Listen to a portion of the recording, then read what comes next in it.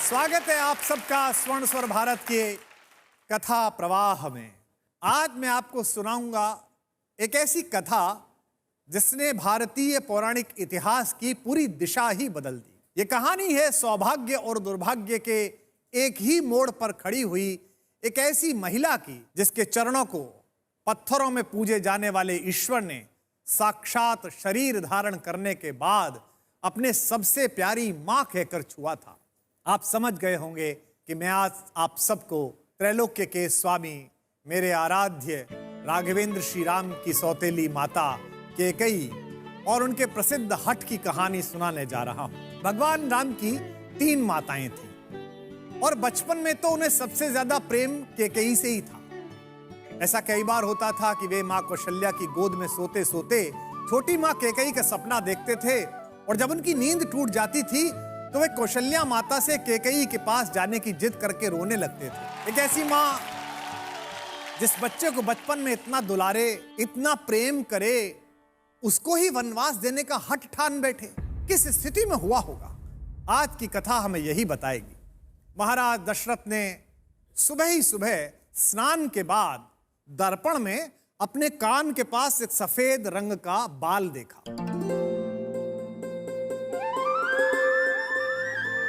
और उन्हें लगा कि अब वो समय आ गया है कि वो राजकीय दायित्व से बाहर आएं और सबसे योग्य युवराज ज्येष्ठ पुत्र राम को अपना उत्तराधिकारी बनाएं। राम के राज्याभिषेक की ये सूचना अंतःपुर में जहां रानियां रहती थी, माएं रहती थी, थोड़े विलंब से पहुंची। राम की मंझली मां कैकेयी की एक बड़ी प्रिय दासी थी मंथरा। वे बहुत लंबे समय से कैकेयी के साथ रहती थी, इसलिए वे रानी की मुंह लगी थी। अच्छा, वो स्वभाव से बहुत कुटिल भी थी। अब यहां तो सारा ही राज्य प्रसन्न था, हर व्यक्ति उत्साह में था जैसे उसी के बेटे का राज्याभिषेक हो रहा है। इतनी सारी प्रसन्नता, इतने सारे लोगों का संतोष, असंतोषी मंथरा के मन में कुटिलता जगा गया। उसने कैकेयी को जाकर राज्याभिषेक की बात सुनाई। रानी इस खबर को सुनकर इतनी प्रसन्न हुई कि उन्होंने उसे बहुमूल्य इनाम देते हुए कहा, कितनी अच्छी सूचना लाई हो मंथरा, अब मेरा सबसे प्रिय पुत्र राम राजा बनेगा। यह अयोध्या के साथ साथ मेरा कितना बड़ा सौभाग्य है। मंथरा ने कहा, क्यों महारानी, आपका क्या सौभाग्य? आप सचमुच मूर्खता की हद तक भोली हैं। मुझे लगता है कि आप दुनिया की पहली स्त्री हैं जिसे अपने दुर्भाग्य में सौभाग्य दिख रहा है। कैकेयी ने क्रोध से कहा, तुम्हारी बुद्धि तो ठीक है, क्या अनर्गल बक रही हो? उसने कहा, मुझे तो सब सही लग रहा है, मुझे तो सब पता है, आप ही की बुद्धि पर मोह का पर्दा पड़ा है। अरे राम राजा बनेंगे, कौशल्या आपकी सौत राजमाता बनेंगी और आप बनिएगा मेरी तरह उन माँ बेटों की दासी। कैकेयी ये सुनकर चौंकी। उन्होंने कहा, तुम्हारी बुद्धि में इतना कलुष कैसे आता है मंथरा? राम मेरा भी बेटा है। ऐसे ही मंथरा ने कहा, अच्छा स्वयं बताइए, कोई भी राजा बने, मुझे क्या, मैं तो दासी ही रहूंगी। बस मैं तो इतना चाहती हूं कि आप रानी हैं तो राजमाता भी आप बने, आपको दासी ना बनना पड़े। लेकिन अब आपको अपने भले की बात बुरी लग रही है तो मैं क्या करूं, अब मैं कुछ नहीं बोलूंगी। मैं तो कहकर एक तरफ हो गई। विचार का जो विष मंथरा ने रानी कैकेयी के मन में डाला था, उसका प्रभाव धीरे धीरे सामने आने लगा। एक दासी, कुटिल स्वभाव की दासी, महारानी कैकेयी की सलाहकार बनी और यहां से प्रारंभ हुआ निष्ठुर नियति का एक निराला खेल। पूरा अयोध्या महाराज दशरथ के ज्येष्ठ पुत्र के राज्याभिषेक की तैयारी में लगा हुआ है। मंथरा की दुर्बुद्धि का शिकार हुई कैकेयी को उस समय मंथरा अपनी सबसे बड़ी शुभचिंतक लगने लगी। कैकेयी ने पूछा कि तुमने तो समस्या मात्र बताई मंथरा, इसका निदान क्या है, इसका समाधान क्या है?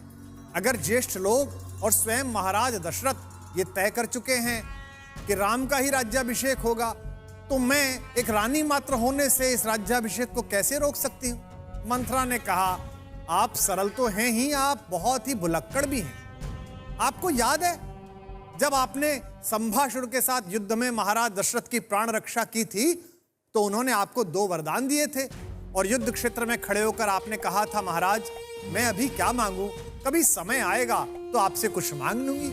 कैकेयी ने कहा, हाँ हाँ वो तो मुझे याद है और मैंने वो वरदान अब तक मांगे भी नहीं है। मंथरा ने कहा, बस यही उसका उचित समय है। आप 2 वरदान मांगिए। पहला वरदान तो ये कि आपके पुत्र भरत का राज्याभिषेक हो, और दूसरा वरदान यह मांगिए कि राम को 14 वर्ष का वनवास मिले। महारानी कैकेयी ने मंथरा की दुर्बुद्धि पूर्ण सलाह को मानते हुए दोनों वरदानों की प्राप्ति के लिए महाराज दशरथ जैसे पिता के सम्मुख भयंकर हठ किया। वचनबद्ध राजा को भीगे नयन और कांपते शरीर के साथ वो निर्णय करना पड़ा जो उनकी आत्मा के विपरीत था। राम को वनवास मिला। तापस वेश विशेष उदासी, 14 बरस राम वनवासी। इस घटना ने न केवल अयोध्या बल्कि पूरे संसार का इतिहास सदा के लिए बदल दिया।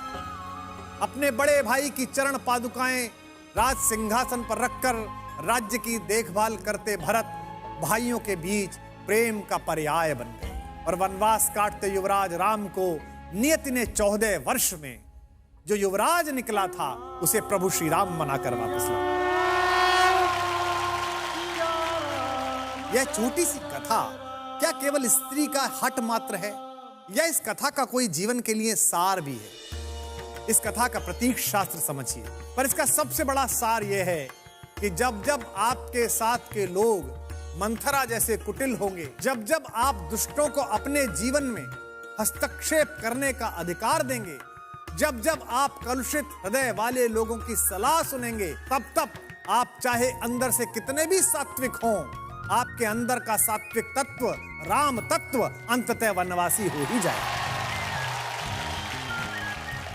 आपकी सारी अच्छाई, सारा बड़प्पन और सारा शुभ कार्य शून्य हो जाएगा। तो याद रखिएगा कि अपने अंदर के शुभ तत्व को अगर वनवास नहीं देना तो जीवन में मंथरा जैसी दुर्बुद्धिपूर्ण सलाहकारों से दूर रहें। स्वर्ण स्वर भारत, ZTV और ZEE5 पर।